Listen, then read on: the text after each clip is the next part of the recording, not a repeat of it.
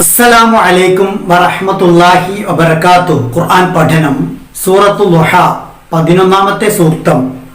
അഊദു ബില്ലാഹി മിനശ് ശൈത്വാനിർ റജീം. ബിസ്മില്ലാഹിർ റഹ്മാനിർ റഹീം. വ അമ്മാ ബിനിഅ്മതി റബ്ബിക ഫഹദ്ദിസ്. എന്നാൽ താങ്കളുടെ നാഥന്റെ അനുഗ്രഹത്തെ പറ്റി പറയുക.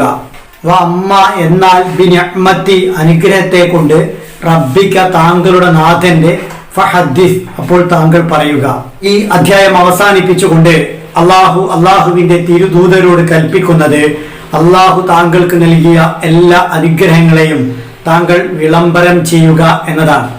അനുഗ്രഹങ്ങൾ എന്നതിൽ അള്ളാഹുവിന്റെ പ്രവാചകന് ഈ സൂറത്ത് അവതരിക്കുവോളം നൽകിയ അനുഗ്രഹങ്ങൾ, അദ്ദേഹത്തിന് ഭാവിയിൽ ഉണ്ടാകുമെന്ന് ഈ അധ്യായത്തിൽ പ്രവചിക്കപ്പെട്ട അനുഗ്രഹങ്ങൾ, അങ്ങനെ എന്തെല്ലാം ഉണ്ടോ എല്ലാം ഉൾപ്പെടുന്നു.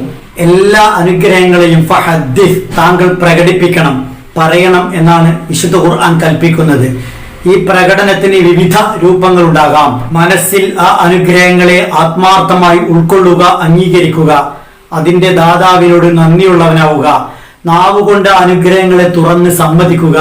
പ്രവർത്തനങ്ങൾ ആ അനുഗ്രഹങ്ങൾക്ക് നന്ദി പ്രകടിപ്പിക്കുന്ന രൂപത്തിലാവുക.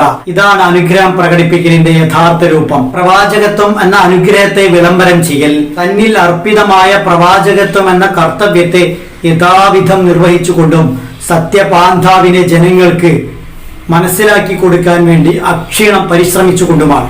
ഖുർആൻ എന്ന അനുഗ്രഹത്തെ വിളംബരം ചെയ്യൽ, ഖുർആനിലെ എല്ലാ നിയമങ്ങളെയും ജനങ്ങളെ പഠിപ്പിച്ചുകൊണ്ട് അതിലെ തത്വങ്ങളും സിദ്ധാന്തങ്ങളും നിയമങ്ങളും നിർദ്ദേശങ്ങളും എല്ലാം ജനങ്ങളെ ബോധ്യപ്പെടുത്തിക്കൊണ്ട് അതിനെ അംഗീകരിക്കുന്ന അനുസരിക്കുന്ന ഒരു സമൂഹത്തെ, ഖുർആനെ ഇഷ്ടപ്പെടുന്ന ഒരു വിഭാഗത്തെ വളർത്തിയെടുക്കാനുള്ള ശ്രമമാണ്. സന്മാർഗം നൽകിയതിനെ വിളംബരം ചെയ്യേണ്ടത് അതെത്താത്ത ആളുകൾക്ക് അത് കാണിച്ചു കൊടുത്തുകൊണ്ടാണ്. അനാഥനായ അവസ്ഥയിൽ അള്ളാഹു അനുഗ്രഹം നൽകുകയും അഭയം നൽകുകയും ചെയ്തതിന്റെ നന്ദി പ്രകടന രൂപം എന്നത് തന്നെ പോലെ അനാഥത്വം അനുഭവിക്കുന്നവർക്ക് വലിയ അഭയവും അത്താണിയുമായി മാറിക്കൊണ്ടാണ്. സാമ്പത്തികമായ വലിയ പ്രയാസത്തിലൂടെ കടന്നുപോയതിൽ നിന്നും അള്ളാഹു ഐശ്വര്യം നൽകിയതിനെ വിളംബരം ചെയ്യൽ, അശരണരായ പ്രയാസപ്പെടുന്ന ആളുകളെ സഹായിച്ചുകൊണ്ടും സഹായിക്കാൻ കഴിയുന്നവരെ അതിന് പ്രേരിപ്പിച്ചുകൊണ്ടുമാണ്.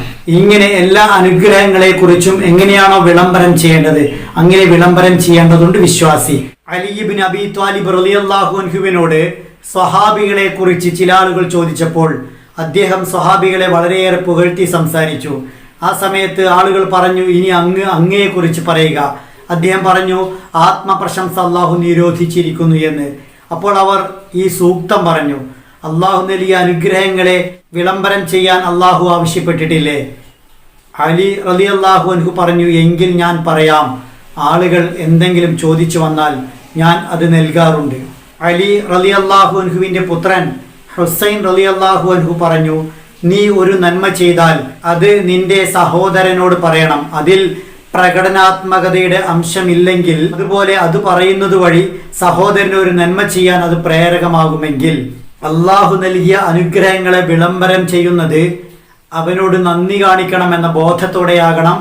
അത് മുഖേന മറ്റുള്ളവർക്ക് എന്തെങ്കിലും നന്മ ചെയ്യാൻ പ്രേരകമായെങ്കിലോ എന്ന ചിന്തയോടെയാവണം. ഒരിക്കലും അതിൽ പ്രകടനപരത കടന്നു വരാനേ പാടില്ല എന്നാണ് ഹുസൈൻ ഇബ്നു അലി റളിയല്ലാഹു അൻഹു പഠിപ്പിച്ചത്. ഈ സൂക്തം പാരായണം ചെയ്യുമ്പോൾ 3 അക്ഷരങ്ങൾ പ്രത്യേകം ശ്രദ്ധിച്ചു ഉച്ചരിക്കുക.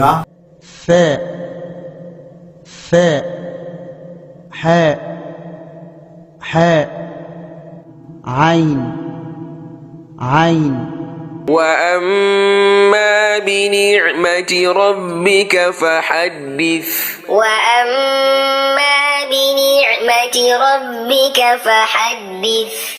അല്ലാഹു സുബ്ഹാനഹു വ തആല നമ്മെ എല്ലാ നിലക്കും അനുഗ്രഹിക്കുമാറാവട്ടെ.